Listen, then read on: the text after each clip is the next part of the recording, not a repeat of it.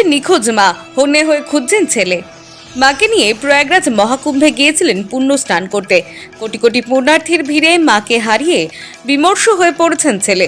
কোটি কোটি পুণ্যার্থীর ভিড়ে খুঁজে চলেছেন, পাশাপাশি মাকে খুঁজে পেতে প্রয়াগরাজ পুলিশের দ্বারস্থ হয়েছেন ছেলে।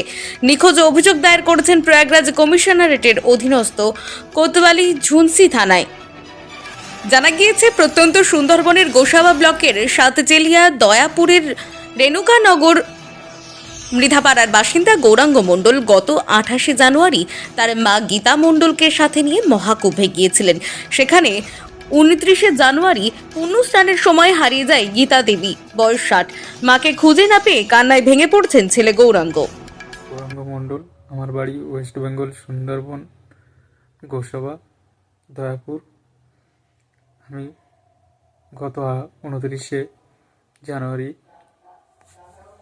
2025 কুম্ভ মেলায় এসেছিলাম